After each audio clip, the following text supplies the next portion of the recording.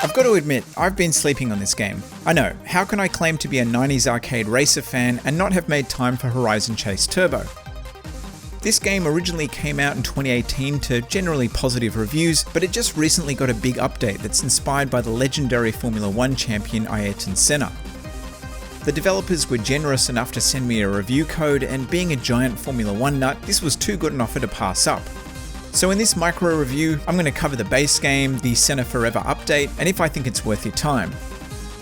As the title suggests, Horizon Chase Turbo is a throwback to classic arcade races, and specifically the 16-bit era superscalers like Outrun and Top Gear.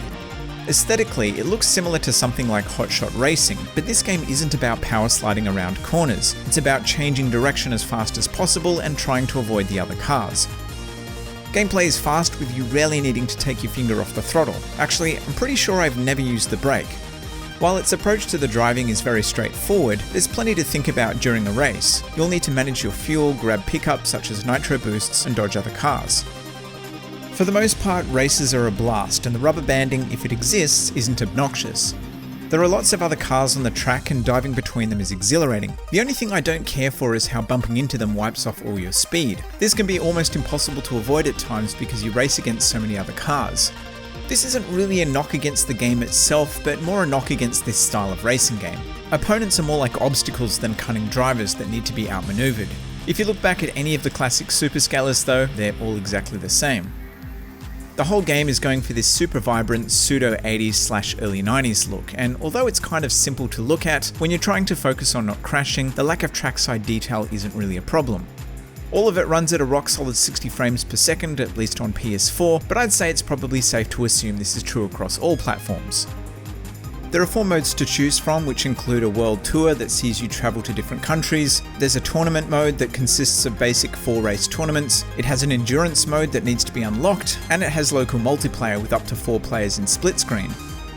There's a large number of cars to unlock, and most of them appear to be based on real-world models. You unlock cars based on your rank and also by completing specific requirements, such as winning all of the tournaments. Your collection of cars can be modified by completing upgrade races that reward you with various statistical improvements which are applied to your entire garage. So as you rank up, the cars you have unlocked become faster and handle better. All up, there's a decent number of events, tracks and cars to unlock. It's a pretty basic game even by arcade racer standards, but if you're after something that's quick and easy to pick up and doesn't demand hours upon hours of commitment, this fits the bill perfectly. That's the base game in a nutshell, so what does the Senna Forever expansion add? This latest update is the biggest the game has ever seen, and adds 30 new classic F1 styled cars, new modes and new tracks, some of which are based on real life locations like Monaco and Spa. It also adds a cockpit view, which unfortunately is only available with the Senna Forever content, but it looks incredible and is giving me some serious Super Monaco GP vibes. All of the new whips look fantastic too, and again, most of them appear to be based on real F1 cars. If you're an F1 fan, and I know I am, there's heaps of fan service here, particularly if you're a Senna fan, which the developers clearly are. I mean, they are from Brazil after all. Okay, so how does this update mix things up from the base game?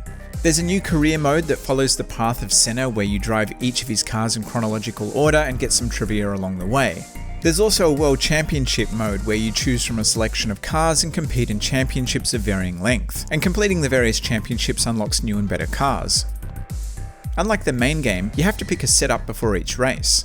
It's pretty basic, but the 3 options allow you to choose whether you have more straight line speed, more grip, or better fuel consumption and an extra nitro. Fuel consumption plays a more significant role in this expansion too. I found myself running out quite a lot, so you really need to make sure to grab those fuel pickups. The star of this new update though has got to be the first person mode. If you thought this game felt fast before, just wait until you take Eau Rouge flat out sitting in the cockpit. The real locations aren't an exact one-to-one match, but if you're familiar with those tracks, you'll recognise certain iconic sections.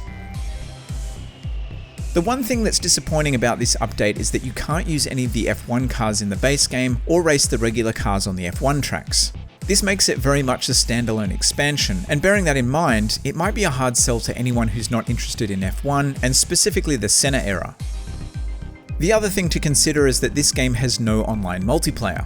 It has online leaderboards so you can try and beat your friends' best times, but unless they're sitting on the couch with you, which is kind of hard to organise these days, there is no way to play anyone online, which understandably might be a deal breaker for some.